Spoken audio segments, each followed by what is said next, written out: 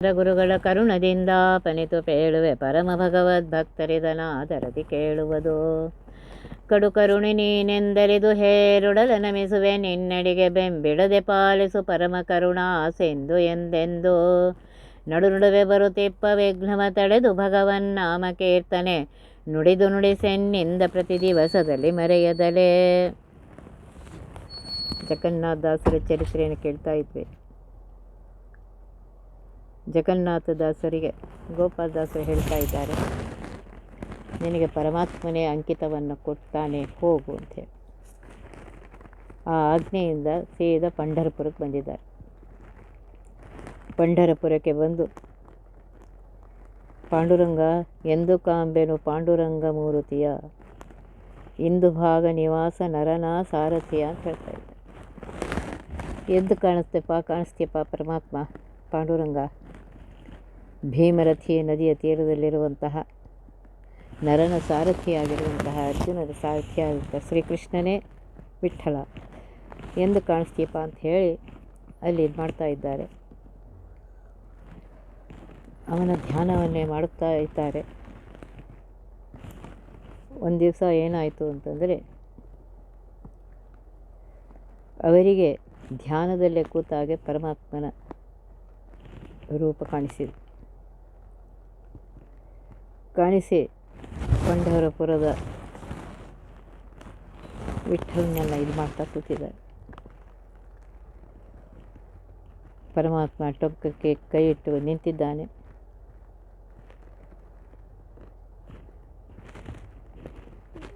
ಆ ಪರಮಾತ್ಮನ ಮೂರ್ತಿಯನ್ನು ನೋಡಿ ಸಂತೋಷ ಪಡ್ತಾ ಇದ್ದಾರೆ,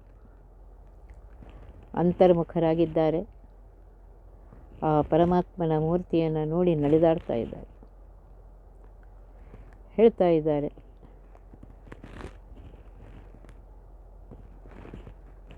ಪರಮಾತ್ಮ ಏನು ಚಿಂತೆ ಮಾಡಬೇಡಪ್ಪ, ನಿನ್ನ ಜೊತೆಗೇ ಇದ್ದೇನೆ ಅಂತ ಅವರು ಹೇಳ್ತಾ ಇದ್ದಾರೆ. ಆ ಕಾಣಿಸಿದ ಮೂರ್ತಿ ಇದ್ದಕ್ಕಿದ್ದಂಗೆ ಮಾಯ ಆಗುತ್ತೆ. ಅವರಿಗಿದಾಗಿ ಮತ್ತೆ ಹಾಡ್ತಾರಂತೆ, ಎಂದು ಕಾಂಬೆನು ಪಾಂಡುರಂಗ ಮೂರುತಿಯ. ಅಪ್ಪ, ನನ್ನ ನಡು ನೀರಿನಲ್ಲಿ ಮುಳುಗುವ ನನ್ನ ಕೈ ಬಿಡಬೇಡಪ್ಪ, ನನ್ನನ್ನು ಇದು ಮಾಡು ಅಂತ ಹೇಳಿ ಇದು ಮಾಡಿದಾಗ ಆ ನೀರಿನಲ್ಲಿ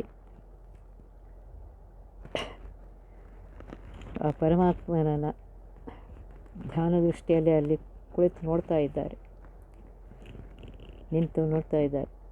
ಆಮೇಲೆ ಅವರು ಜೋರಾಗಿ ಪರಮಾತ್ಮನ ಇದು ಮಾಡ್ತಾ ಇದ್ದಾರೆ, ನನ್ನ ಕೈ ಬಿಡಬೇಡ, ನನ್ನನ್ನು ಉದ್ಧಾರ ಮಾಡು, ನನಗೆ ಕಾಣಿಸಿಕೊ, ಆ ರೂಪ ಏನು ಬಂದಿದೆ ಆ ರೂಪ ಕಾಣಿಸ್ಬೇಕು ಅಂತ ಹೇಳಿ. ಆಗ ಅವರು ನೀರಿನಲ್ಲಿ ಕೈ ಮುಳುಗಿದರೆ ಅವರ ಕೈಗೆ ಒಂದು ಕಲ್ಲು ಸಿಕ್ಕತ್ತೆ. ಆ ಕಲ್ಲನ್ನು ತೆಗೆದು ನೋಡ್ತಾರಂತೆ, ಅದರ ಮೇಲೆ ಬರೆದಿದೆ ಜಗನ್ನಾಥ ವಿಠಲ ಅಂತೇಳಿ. ಅದನ್ನು ತಲೆಯ ಮೇಲೆ ಇಟ್ಟುಕೊಂಡು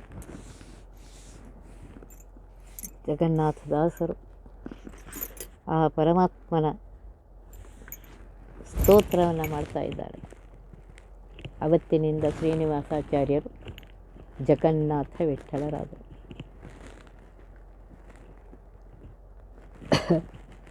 ಗೋಪಾಲದಾಸರು ಅವರಿಗೆ ಸಂತೋಷ ಆಗಿದೆ. ಗೋಪಾಲದಾಸನ ಕಾಣಬೇಕು, ಅವರ ದರ್ಶನ ಮಾಡ್ಕೋಬೇಕು, ಅವರ ಆಶೀರ್ವಾದ ತೆಗೋಬೇಕು, ಅವರೇ ತನ್ನ ನಿಯತ ಗುರುಗಳು ಅಂತ ಹೇಳಿ ಗೋಪಾಲದಾಸ ಹತ್ರ ಹೋಗ್ತಾ ಇದ್ದ. ಗೋಪಾಲದಾಸರಾಯ, ನಿಮ್ಮ ಕರುಣ ನನ್ನ ಮೇಲೆ ಬಹಳ ಇದೆಯಪ್ಪ, ನನಗೆ ಅನುಗ್ರಹ ಮಾಡಿದ್ದೀರಿ ಹೇಳ್ತಾ ಇದ್ದಾರೆ. ಅದರಲ್ಲಿ ಗೋಪಾಲದಾಸರೇ ನಿಮ್ಮ ಅನುಗ್ರಹ ನನ್ನ ಮೇಲಾಗಲಿ ಅಂತ ಹೇಳಿ. ಆಮೇಲೆ ಇವರಿಗೆ ಜಗನ್ನಾಥದಾಸರು ಇವರು ಹೇಳ್ತಾ ಇದ್ದಾರೆ ಇವರ ಬಗ್ಗೆ, ವಿಜಯದಾಸರ ಬಗ್ಗೆ. ರತುನ ದೊರಕಿತಲ್ಲ ಎನಗೊಂದು ರತುನ ದೊರಕಿತಲ್ಲ. ವಿಜಯದಾಸರಂತಹ ರತ್ನ ಸಿಕ್ಕಿದ್ದರಿಂದ ನನ್ನ ಜನ್ಮ ಪವಿತ್ರವಾಯಿತು ಅಂತ ಹೇಳ್ತಾರೆ. ವಿಜಯರಾಯರೆಂಬೋ ರತ್ನ ದೊರಕಿತು ಅಂತ ಹೇಳ್ತಾರೆ. ಜ್ಞಾನವೆಂಬೋ ಪುತ್ಥಳಿಯ ಕಂಬಿನಲ್ಲಿ ಅಣಿಮುತ್ತಿನ ಭಕ್ತಿಲಿ ಸುಕೃತಮಾನ ನಾನಾ ವಿಧವಳದಲ್ಲಿ ಪುಣಿಸುತ್ತೀರೆ ಪ್ರಾಣ ಪದಕವ ಮಾಲೆ ಅನುಮಾನವಿಲ್ಲದೆ ಕೊರಳಿಗೆ ಹಾಕುತ್ತಾ ಹೇಳ್ತಾ ಇದ್ದಾರೆ. ಜ್ಞಾನದಿ ಕುಣಿಯುತ್ತ ಬರುತ್ತೀರೆ ದೀನ ಜನರ ಉದ್ಧಾರಗೈಯುತ್ತ. ಅಂಥ ರತ್ನ ದೊರಕಿದೆ ನನಗೆ ಅಂತ ಹೇಳ್ತಾ ಇದ್ದಾರೆ. ಅವರೇನು ಮಾಡಿದ್ದಾರೆ ಅಂತಂದರೆ, ಮತ್ತೆ ಶೋಧಿಸಿ ಗ್ರಂಥಗಳ ಸುಳಾದಿಯ ಮೋದದಿಂದಲೇ ಬಹಳ ಕವಿತಾ ಮಾಡಿ ಸಾಧು ಜನಕ್ಕೆ ಸಕಲ ಆನಂದವನಿತ್ತು ವಾದಿಯನ್ನು ತಾಗೆದ್ದು ಮಾಧವ ಜಗನ್ನಾಥ ವಿಠ್ಠಲನ ಪಾದಕಮಲಕ್ಕೆ ಮಧುಪನಂದದಿ ಸಾದರದಿ ಅರ್ಪಿಸುತ್ತಾ ಮೆರೆಯುತ್ತ. ನೋಡ್ರಿ ಹೇಳ್ತಾ ಇದ್ದಾರೆ. ಅವರ ಒಂದೊಂದು ಸುಳಾದಿ, ವಿಜಯದಾಸರದು ಒಂದೊಂದು ಸುಳಾದಿ ಹೀಗಿದೆಯಲ್ಲ, ಎಲ್ಲ ವೇದ ಉಪನಿಷತ್ತು ಪುರಾಣ ಎಲ್ಲವನ್ನು ತೆಗೆದುಕೊಂಡು ಶೋಧಿಸಿ ಅಂತ ಹೇಳ್ತಾ ಇದ್ದಾರೆ. ಆ ಎಲ್ಲ ಗ್ರಂಥಗಳನ್ನ ಶೋಧಿಸಿ ಸುಳಾದಿಗಳನ್ನ ಮಾಡಿದ್ದಾರೆ. ಸಂತೋಷ. ಆ ಸುಳಾದಿಗಳನ್ನು ಓದುವಾಗ ಅದಕ್ಕೆ ಗುರುಗಳು ಬೇಕೇ ಬೇಕು, ಅದು ಅರ್ಥ ಆಗಬೇಕಾಗಿತ್ತು. ಆಮೇಲೆ ಅನೇಕ ಕವಿತೆಗಳನ್ನು ಮಾಡಿದ್ದಾರೆ. ಸಾಧು ಜನಕ್ಕೆ ಅಂದರೆ ಸಜ್ಜನರಿಗೆ ಆನಂದವನ್ನು ಕೊಟ್ಟಿದ್ದಾರೆ. ಸಕಲ ಆನಂದವನ್ನಿತ್ತು ಅಂತ ಹೇಳಿ ಆ ಪದಗಳ ಅರ್ಥಗಳನ್ನು ಕೇಳುವಾಗ ಓದುವಾಗ ಆನಂದ ಆಗುತ್ತೆ. ವಾದಿಗಳನ್ನು ಗೆದ್ದು ಲಕ್ಷ್ಮೀಪತಿಯಾಗಿರುತ್ತೆ ಮಾಧವ, ಲಕ್ಷ್ಮೀಪತಿಯಾಗಿರುವಂತಹ ಜಗನ್ನಾಥ ವಿಠ್ಠಲನ ಪಾದಕಮಲಕ್ಕೆ, ಪರಮಾತ್ಮನ ಪಾದಕಮಲದಲ್ಲಿ ಮಧುಪನಂದದಿ ಅಂತ ಹೇಳ್ತಾ ಇದ್ದಾರೆ. ಹೂವಿನೊಳಗೆ ಆ ಹುಳ ಭೃಂಗ ಕೂತ್ರೆ ಏಳೋದೇ ಇಲ್ಲದು, ಆ ರಸವನ್ನು ಪಾನ ಮಾಡ್ತಾ ಇರುತ್ತೆ. ಹಾಗೆ ಪರಮಾತ್ಮನ ಪಾದಕಮಲದಲ್ಲಿಯೇ ನಮ್ಮ ಮನಸ್ಸು ಇರಬೇಕು. ನಮ್ಮ ದೃಷ್ಟಿ, ನಮ್ಮ ಮನಸ್ಸು ಸರ್ವವೂ ಅಲ್ಲೇ ಇರಬೇಕು. ಸಾದರದಿ ಅರ್ಪಿಸುತ್ತಾ ಮೆರೆಯುತ್ತಾ ಅಂತ ಹೇಳ್ತಾ ಇದ್ದಾರೆ. ಆ ಪರಮಾತ್ಮನಲ್ಲಿ ನಮ್ಮ ಮನಸ್ಸನ್ನು ಇದು ಮಾಡಿ, ಪರಮಾತ್ಮ ನೀನೇನಪ್ಪ, ನಿನ್ನ ಬಿಟ್ಟರೆ ಯಾರೂ ಇಲ್ಲ ಅಂಥೇಳಿ ಆ ರೀತಿಯಾಗಿ ಪರಮಾತ್ಮನಲ್ಲಿ ಇದು ಮಾಡಬೇಕು. ಈ ರೀತಿಯಾಗಿ ಜಗನ್ನಾಥದಾಸರು ಸಕಲ ತೀರ್ಥಗಳ ಕ್ಷೇತ್ರಗಳನ್ನು ಸಂಚರಿಸಿದ್ದಾರೆ. ಅವರು ತಮ್ಮ ಇದರಲ್ಲಿ ನದಿಗಳ ಮಹಿಮೆಯನ್ನು ಬರೆದಿದ್ದಾರೆ. ತೀರ್ಥಕ್ಷೇತ್ರದ ಇದರಿಂದ ಸಜ್ಜನರಿಗೆ ಇಲ್ಲಿ ಹೇಳ್ತಾ ಇದ್ದಾರೆ, ಸಿಕ್ಕಿರುವಂಥ ಸಜ್ಜನರಿಗೆ ಅನುಗ್ರಹವನ್ನು ಮಾಡಿದ್ದಾರೆ, ಅವರಿಗೆ ಮಾರ್ಗವನ್ನು ತೋರಿಸಿದ್ದಾರೆ. ಒಂದು ಸಲ ಏನಾಗಿದೆ ಅಂದರೆ, ಜಗನ್ನಾಥದಾಸರು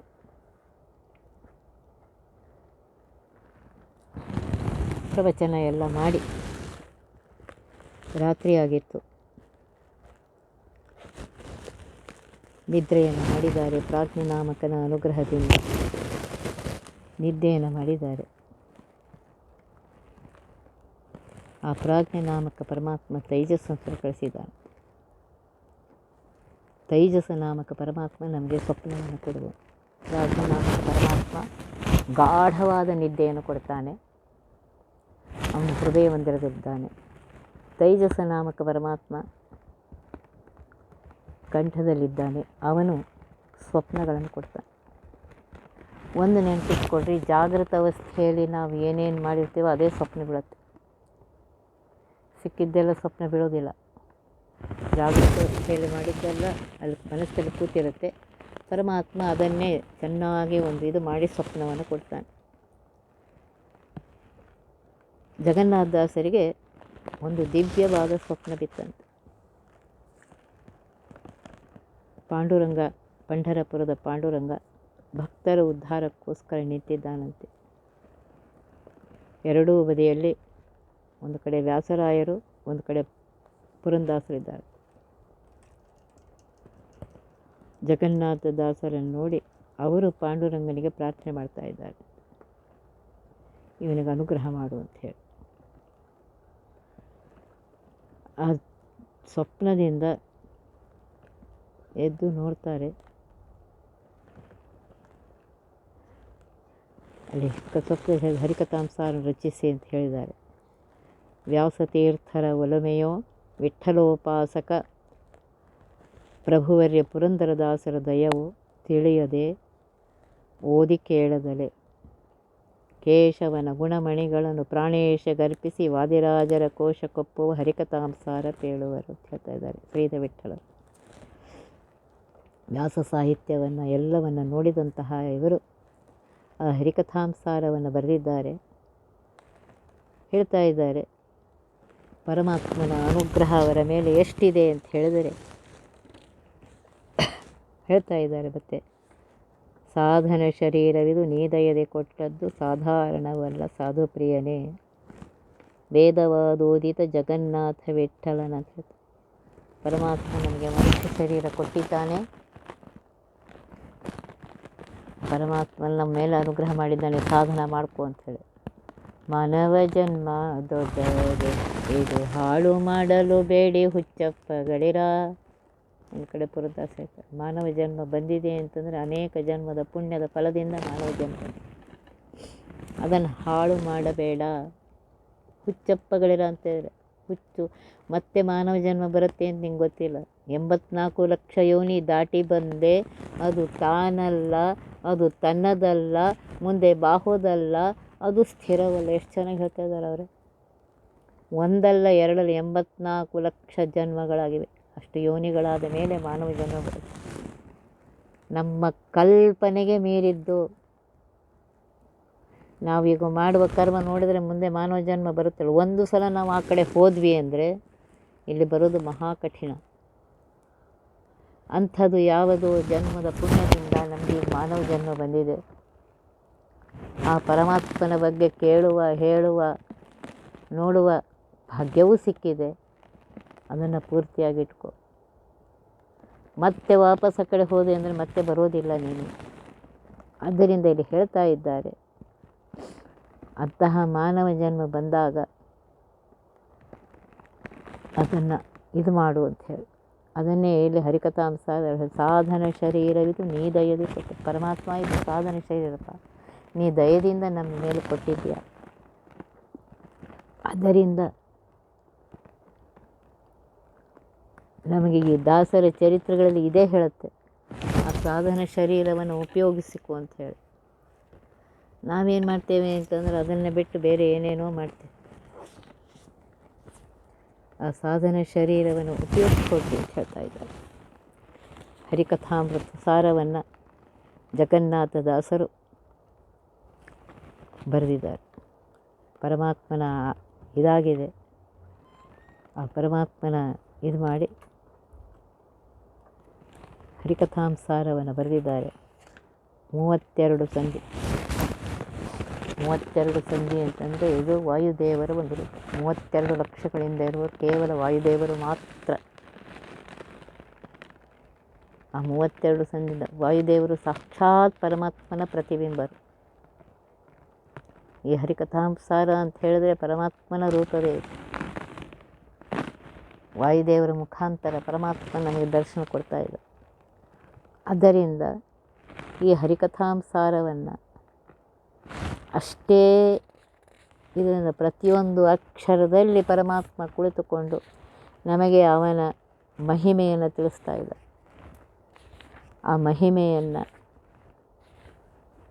ಕೇಳಬೇಕು ಅಂತ ಹೇಳ್ತೀವಿ. ಕೇಳಿ ಅದನ್ನು ತಿಳಿದುಕೊಂಡು ಬರೀ ಕೇಳಿ ಅಷ್ಟೇ ಬಿಟ್ಬಿಡೋದಲ್ಲ, ಆ ಕೇಳಿ ಅದನ್ನು ಆಚರಣೆಯಲ್ಲಿ ತರಬೇಕು. ಜಗನ್ನಾಥದಾಸರು ಅನೇಕ ಪದ್ಯಗಳನ್ನು ಮಾಡಿದ್ದಾರೆ. ಅದರಲ್ಲಿ ಒಂದನ್ನು ಹೇಳ್ತಾ ಇದ್ದಾರೆ ಇಲ್ಲಿ, ಲಕ್ಷ್ಮೀ ನರಸಿಂಹ ಪಾಹಿ ಲಕ್ಷ್ಮೀ ನರಸಿಂಹ. ಗರುಡ ವಾಹನನಾಗಿರುವಂತಹ ಲಕ್ಷ್ಮೀ ನರಸಿಂಹ ಅಂತ ಇದೆ. ನಿನ್ನ ಚಾರು ಚರಣ ಕಮಲಕ್ಕೆ, ನಿನ್ನ ಸುಂದರವಾಗಿರುವಂತಹ ಮಂಗಲಕರವಾಗಿರುವಂತಹ ಕಮಲದಂತಿರುವಂತಹ ಆ ಪಾದಕಮಲಗಳಿಗೆ ನಾನು ನಮಸ್ಕಾರ ಮಾಡಿ ಬೇಡ್ತೇನಪ್ಪ,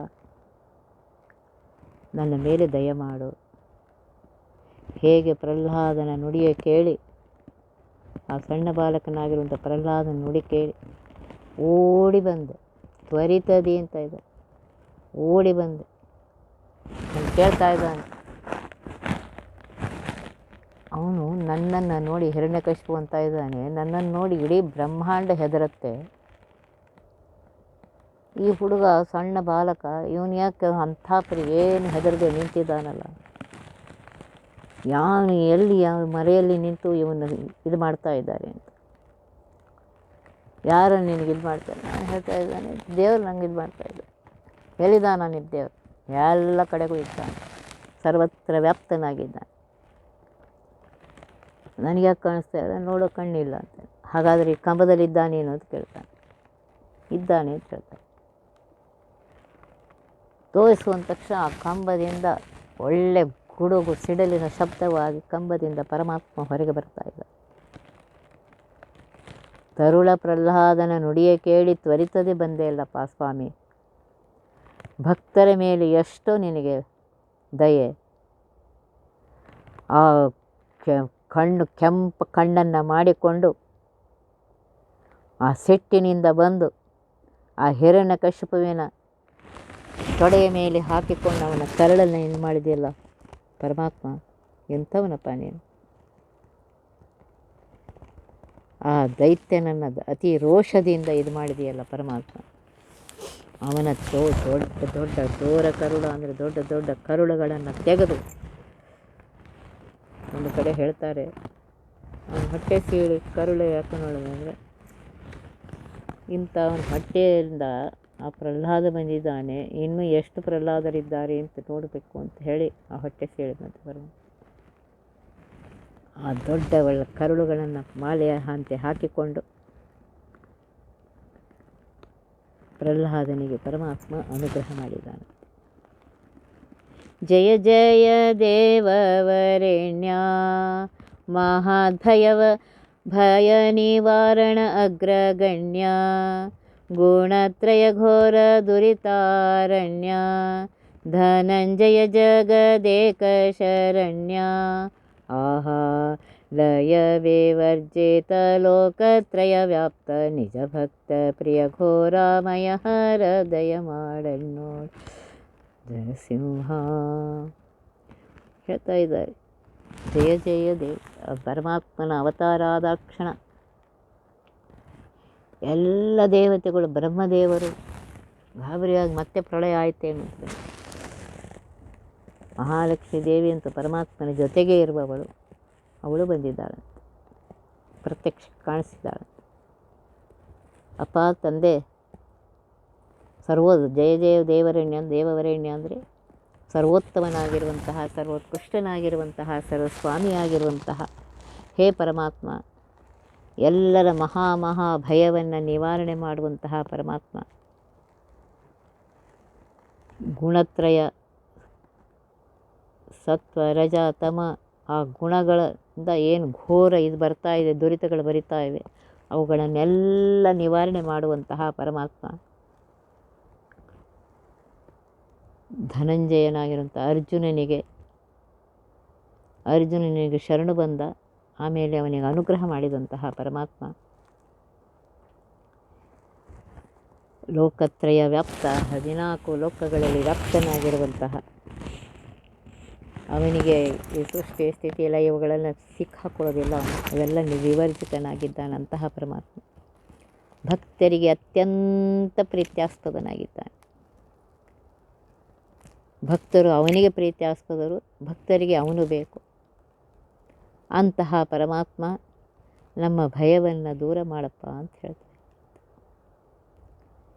ಕುಟಿಲ ದ್ವೇಷದವನೇನಲ್ಲ, ನಿನ್ನಾರ್ಭಟ ಕಂಜಿದರೋ ಸೂರರೆಲ್ಲ, ನರ ನಟನೆ ಮಾಡಿದೋ ಲಕ್ಷ್ಮೀನಲ್ಲ, ನಾ ಪಾಟಿ ಸಟಗಾಣೆ ಅಪ್ರತಿಮಲ್ಲ, ಆಹಾ ವಟಪತ್ರ ಶಯನ ಧೂರ್ಜಟಿ ವಂದ್ಯ ಜಗನ್ನಾಥ, ವಿಠಲ ಕೃತಾಂಜಲಿ ಪುಟದಿ ಬೇಡುವೆ ಲಕ್ಷ್ಮೀ ನರಸಿಂಹ.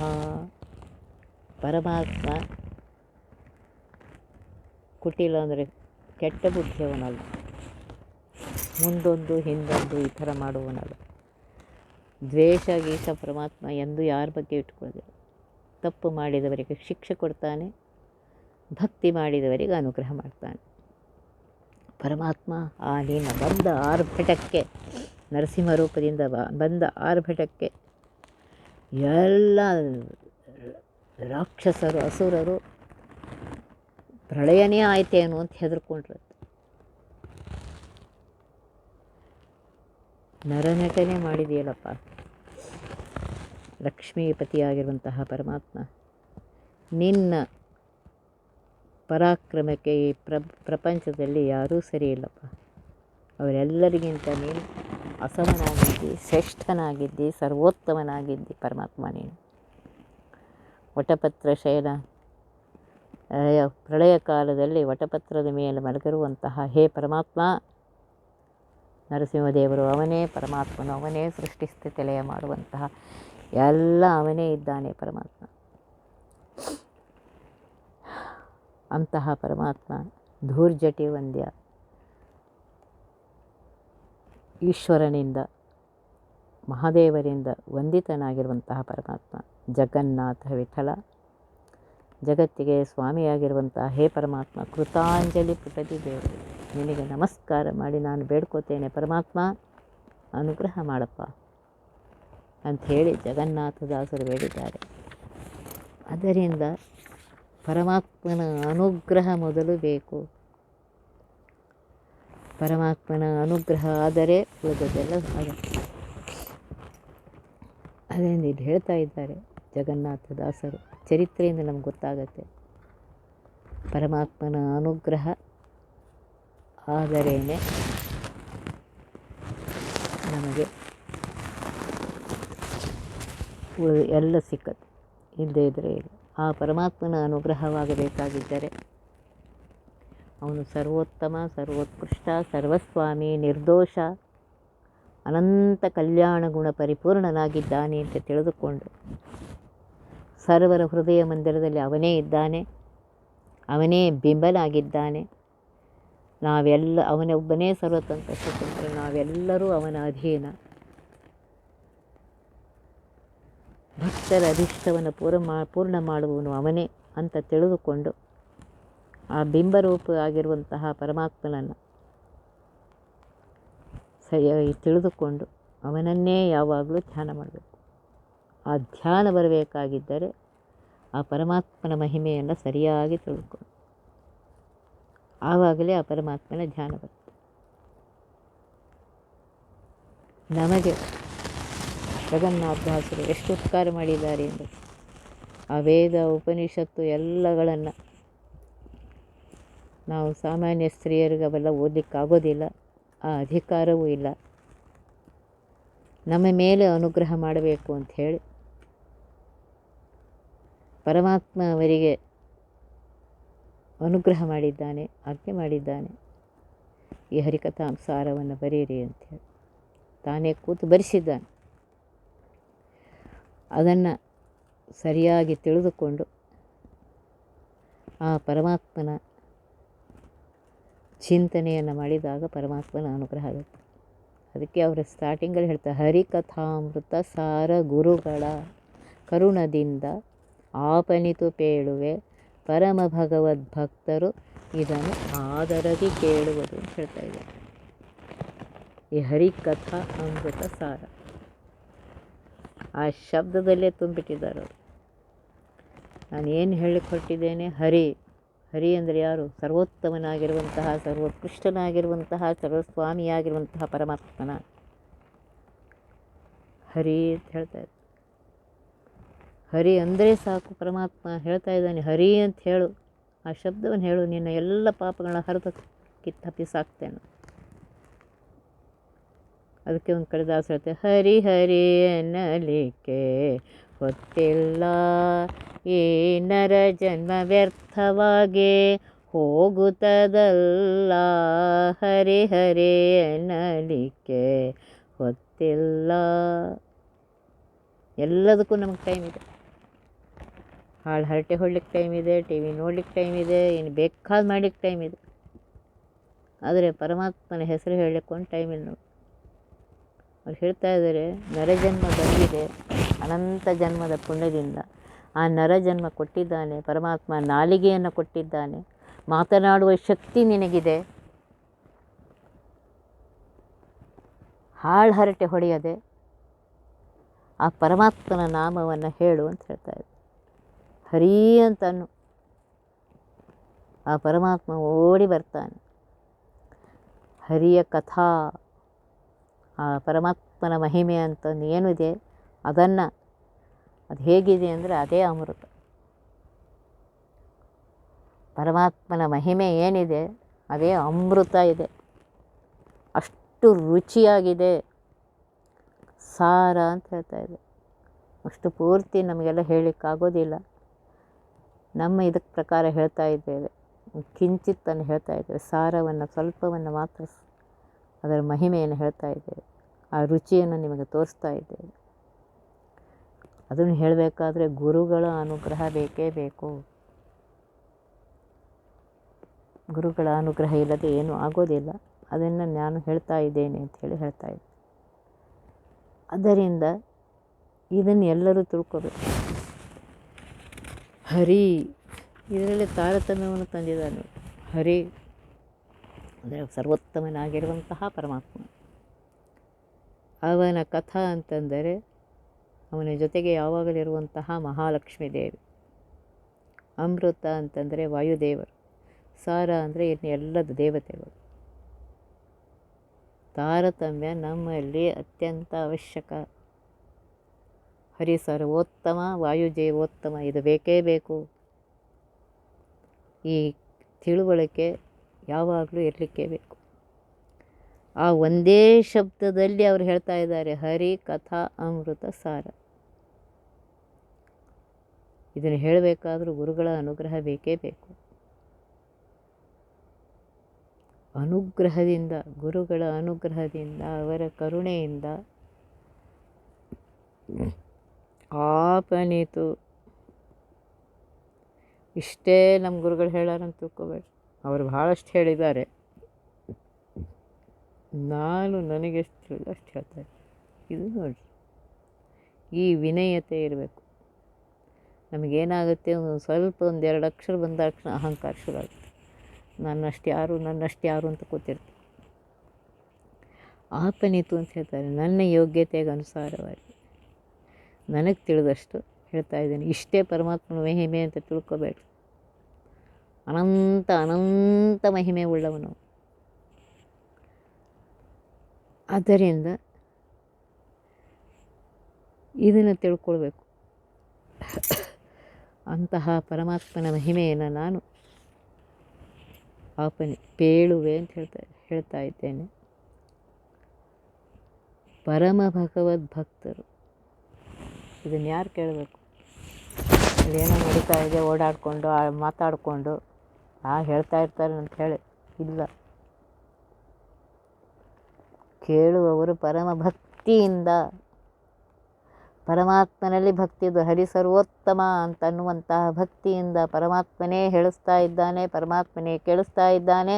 ಪರಮಾತ್ಮ ಅದನ್ನು ನೆನಪಿಟ್ಟುವಂತೆ ಮಾಡು, ಪ್ರತಿ ಕ್ಷಣಕ್ಕೆ ಅದನ್ನು ನಂಗೆ ನೆನಪು ಬರುವಂತೆ ಮಾಡು ಅಂತ ಹೇಳಿ ಭಕ್ತಿಯಿಂದ ಕೂತು ಕೇಳಬೇಕು ಅಂತ ಹೇಳ್ತಾರೆ. ಆದರದಿ ಕೇಳುವುದು, ಭಕ್ತಿಯಿಂದ ಕೇಳ್ರಿ ಅಂತ ಹೇಳ್ತಾ ಇದ್ದಾರೆ. ಈ ಅಮೃತವನ್ನು, ಈ ರಹಸ್ಯವನ್ನು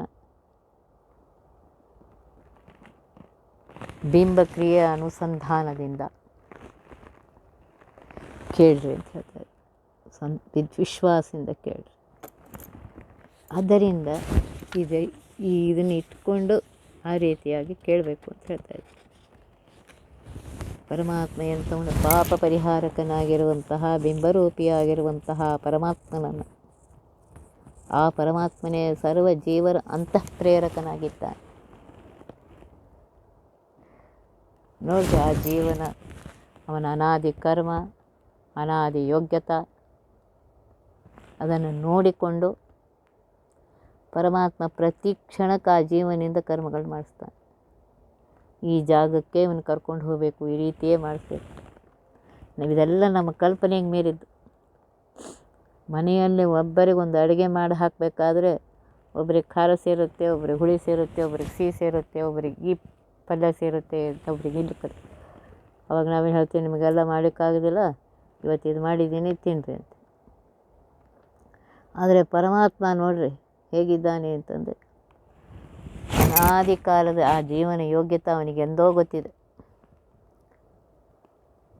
ಆಯಾ ಜಾಗಕ್ಕೆ ಅನ್ನದ ಋಣ, ಜಾಗದ ಋಣ ಅಂತ ಹೇಳ್ತೀವಿ. ಆಯಾ ಜಾಗಕ್ಕೆ ಆ ಜೀವನನ ಕರ್ಕೊಂಡು ಹೋಗಬೇಕು.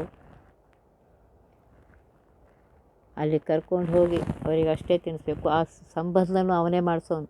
ಇವರೇ ತಂದೆ ತಾಯಿಗಳಾಗಬೇಕು, ಇವರೇ ಮಕ್ಕಳಾಗಬೇಕು, ಇವರೇ ಅಕ್ಕ ತಂಗಿಯರಾಗಬೇಕು, ಇವರೇ ಗೆಳೆಯಂದರಾಗಬೇಕು. ಎಲ್ಲ ಪರಮಾತ್ಮನ ಲೆಕ್ಕ ನೋಡಿ. ಇವೆಲ್ಲ ನಮ್ಮ ಕಲ್ಪನೆಗೆ ಮೀರಿದ್ದು. ಈ ರೀತಿಯಾಗಿ ಪರಮಾತ್ಮ ಅಲ್ಲಿ ಕರೆದುಕೊಂಡು ಹೋಗಿ ಆ ಜೀವರಿಂದ ಆ ಕರ್ಮಗಳನ್ನು ಮಾಡಿಸಿ, ಅದಕ್ಕೋಸ್ಕರ ಹೇಳ್ತಾರೆ, ಪ್ರತಿ ಕ್ಷಣಕ್ಕೆ ಅವನು ನೆನೆಸು, ಅವನಿಗೆ ಬೇಡ್ಕೊ, ನಾನು ಸಾಮಾನ್ಯ ಮನುಷ್ಯ, ನನ್ನನ್ನು ಸರಿಯಾದ ಮಾರ್ಗಕ್ಕೆ ಕರ್ಕೊಂಡು ಹೋಗಿ ನನ್ನ ಅನುಗ್ರಹ ಮಾಡಪ್ಪ ಅಂತ ಹೇಳಿ ಇದನ್ನು ಬೇಡ್ಕೊ ಅಂತ ಹೇಳಿ ಹೇಳ್ತಾ ಇದ್ದಾರೆ.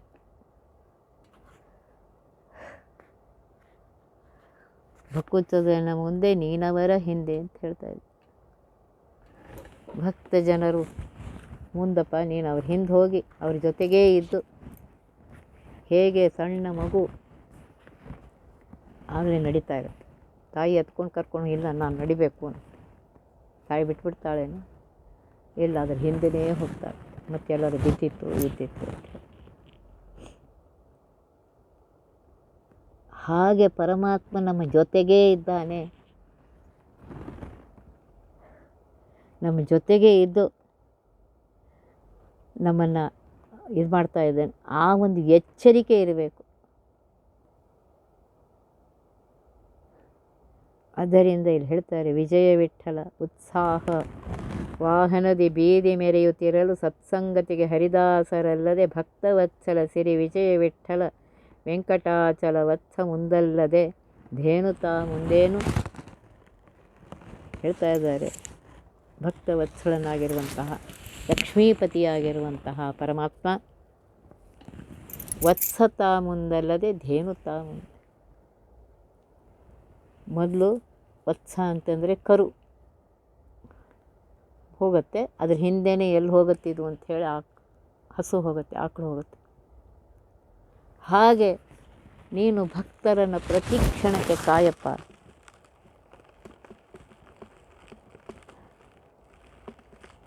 ನಮ್ಮನ್ನು ರಕ್ಷಣೆ ಮಾಡು.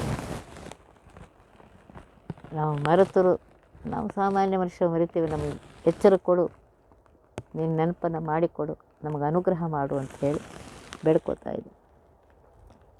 ಅದನ್ನೇ ಇಲ್ಲಿ ಹರಿ ಅನ್ನುವ ಶಬ್ದದಿಂದ ಇಷ್ಟೆಲ್ಲ ತರ್ತಾರೆ. ಕಥೆ, ಆ ಪರಮಾತ್ಮನ ಕಥೆ ಅಮೃತದಂತಿದೆ.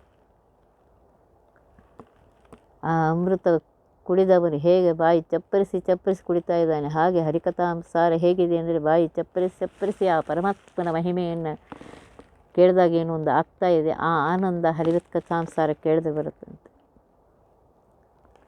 ಇಷ್ಟು ಹೇಳಿ ಏನು ಹೇಳ್ತಾ ಇದ್ದಾರೆ, ಆ ಪನಿತು ನನ್ನ ಯೋಗ್ಯತೆಗೆ ಅನುಸಾರವಾಗಿ ಹೇಳ್ತಾ ಇದ್ದೇನೆ. ಈ ವಿನಯ ಇರಬೇಕು, ಅಹಂಕಾರ ಬೇಡ. ಇಷ್ಟು ಹರಿಕಥಾಂಸಾರ ಬರೆದಂತಹ 32 ಸಂಧಿಗಳು ಬರೆದಂತಹ ಜಗನ್ನಾಥದಾಸರು ಆ ಪನಿತು ಅಂತ ಇದೆ. ಏನೋ ನನ್ನ ಯೋಗ್ಯತೆಗೆ ಅನುಸಾರ ಬರಿತಾ ಇದ್ದೀನಿ, ಪರಮಾತ್ಮನ ಮಹಿಮೆ ಇನ್ನೂ ಬಹಳಷ್ಟಿದೆ. ಈ ಒಂದು ಇದು ವಿನಯತೆ ಇರಬೇಕು, ಅಹಂಕಾರವನ್ನು ಬಿಡಬೇಕು. ಅದನ್ನು ಹೇಳ್ತಾ ಇದೆ. ಪರಮಾತ್ಮನಲ್ಲಿ ಭಕ್ತಿ ಇದ್ದವರೆಲ್ಲರೂ ಹರಿ ಸರ್ವೋತ್ತಮ ವಾಯು ದೇವೋತ್ತಮ ಅನ್ನುವಂತಹ ಭಕ್ತಿ ಇದ್ದವರು ಪರಮಾತ್ಮನ ಮಹಿಮೆಯನ್ನು ಭಕ್ತಿಯಿಂದ ಕೇಳಬೇಕು ಅಂತನ್ನುವವರು ಇದನ್ನು ಸಂತೋಷದಿಂದ ವಿಶ್ವಾಸದಿಂದ ಕೇಳ್ರಿ ಅಂತ ಹೇಳ್ತಾ ಇದ್ದಾರೆ. ಇದನ್ನು ಮತ್ತೆ ನಾಳಿನ ದಿವಸ ತಿಳ್ಕೊಂಡು ಒತ್ತಿ ಬಹ ವಿಘ್ನಗಳ ಕಳೆದ ಮೃತ್ಯು ಬಿಗೆಮರೆ ಮಾಡಿ ಕಾಲನ ದೂತರಿಗೆ ಭೀಕರವ ಪುಟ್ಟಿಸಿ ಸಕಲ ಸಿದ್ಧಿಗಳ ಒತ್ತಿಗೊಳ್ಳಿಸಿ ಮನರು ಹೇಕ್ಷಣ ನೃತ್ಯ ಮಾಡುವರವರ ಮನೆಯೊಳು ನಿತ್ಯಮಂಗಳ ಹರಿಕಥಾಮೃತ ಸಾರ ಪಡಿಸುವರ.